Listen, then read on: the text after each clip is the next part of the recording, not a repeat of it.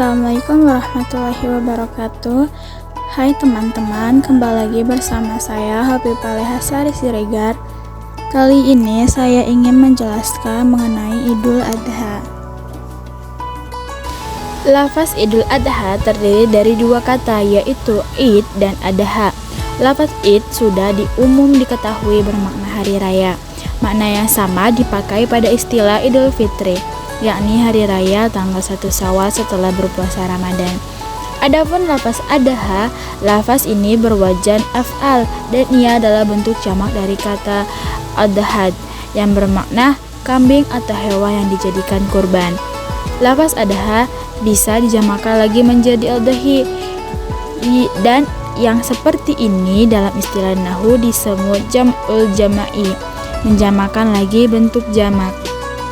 Jadi, Idul Adha secara harfiah bermakna hari raya hewan kurban. Maksudnya, hari raya yang mana kaum muslim di hari tersebut menyembelih hewan kurban dalam rangka bersyukur kepada Allah dan realisasi penyembahan semata-mata hanya kepadanya. Idul Adha menandai dua selebrasi rutin atau annual celebration umat Islam yang khas dan unik. Pertama, penyelenggaraan ibadah haji, dan yang kedua, ibadah kurban. Kurban adalah ibadah yang dilakukan dengan menyembelih hewan berupa binatang ternak, baik itu kambing atau domba, unta, sapi, atau kerbau, yang dilaksanakan bagi mereka yang mampu pada hari nahar dan hari-hari tasyrik. Daging penyembelihan itu sebaiknya bisa dinikmati oleh sahibul kurban dan sebagian lainnya dibagikan kepada fakir miskin. Menurut para ulama, hewan yang bisa dijadikan kurban harus memenuhi 3 syarat. Pertama, harus hewan ternak yaitu unta, sapi, kambing, atau domba. Kedua, harus mencapai usia minimal yang telah ditentukan oleh syariat. Unta minimal berumur 5 tahun dan telah masuk ke 6 tahun. Sapi minimal berumur 2 tahun dan telah masuk ke 3 tahun. Domba berusia 1 tahun atau minimal berumur 6 bulan bagi yang sulit mendapatkan domba yang berumur 1 tahun. Kambing minimal berumur 1 tahun dan telah masuk ke 2 tahun.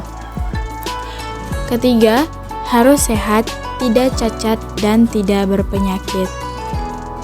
Orang-orang yang hendak berkurban harus memenuhi syarat, yaitu beragama Islam, merdeka atau bukan budak, mukallaf atau orang yang dibebankan perintah dan larangan agama, balik, mampu atau memiliki kelebihan harta cukup untuk membeli hewan kurban. Awal mula syariat ibadah kurban ini dimulai dari peristiwa yang terjadi di masa Nabi Ibrahim alaihissalam dan putranya Nabi Ismail alaihissalam. Diceritakan dalam Al-Quran Surah As-Saffat ayat 102 bahwa pada suatu hari Nabi Ibrahim bermimpi dalam tidurnya di mana ia diperintahkan oleh Allah Subhanahu wa Ta'ala untuk menyembelih putra kesayangannya Ismail. Arti dari Surah As-Saffat ayat 2 berbunyi, maka ketika anak itu sampai pada usia sanggup berusaha bersamanya, Ibrahim berkata, "Wahai anakku, sesungguhnya aku bermimpi bahwa aku menyembelihmu, maka pikirkanlah bagaimana pendapatmu." Dia, Ismail, menjawab, "Wahai ayahku, lakukanlah apa yang diperintahkan Allah kepadamu. Insya Allah engkau akan mendapatiku termasuk orang yang bersabar." Allah Subhanahu wa Ta'ala menguji keimanan Nabi Ibrahim dengan perintah untuk menyembelih putranya Nabi Ismail.